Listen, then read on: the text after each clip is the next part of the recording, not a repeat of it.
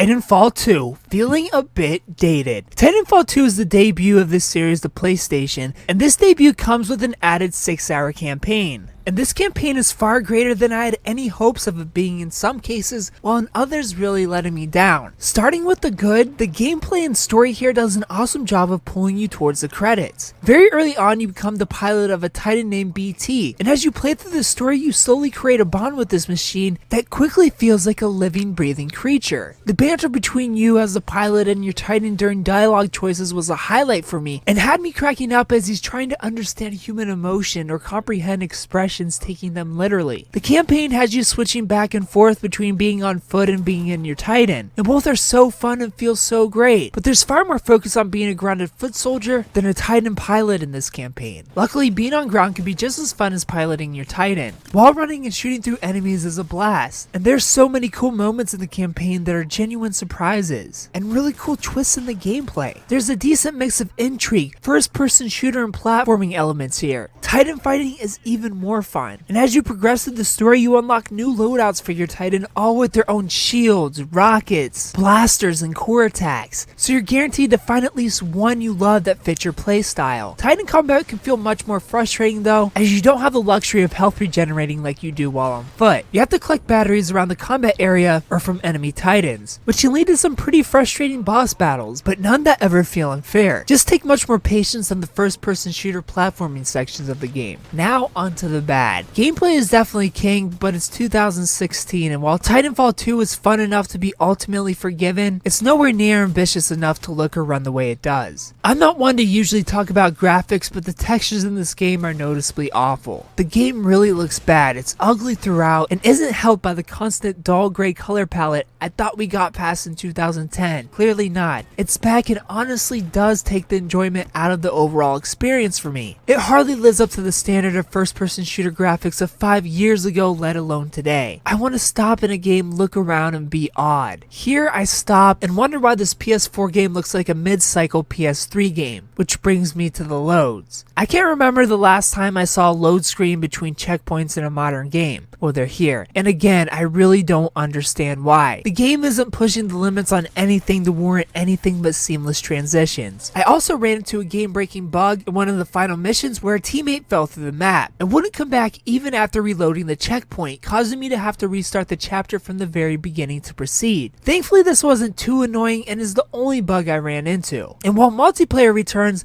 this is my first time experiencing it, and honestly, I wasn't all too blown away. I had fun, but running around and getting kills to call in my Titan around some basic and ugly gray maps wasn't all too exciting. There are really no game modes here to make you think outside of the box and strategize like any great multiplayer would. It's either get kills and bank, every mech or pilot for themselves, pilot versus pilot, Titan versus Titan, and the typical capture and hold or capture the flag modes but with tanks. Though I did personally enjoy Titan versus Titan the most, as I feel it comes closest to being anything but mindless. Everything about multiplayer though for the most part feels average, and the battles between the Titans isn't as epic as you would expect, and it isn't as terrifying as you'd expect seeing one as just a pilot, as the Titans all feel very vulnerable. All in all, Titanfall 2 is still a fun game, but the overall package is just average, lacking a bit of polish and feeling like it's already 5 years old. The star of the show here is hands down the single player and the greatly realized bond between man and Titan.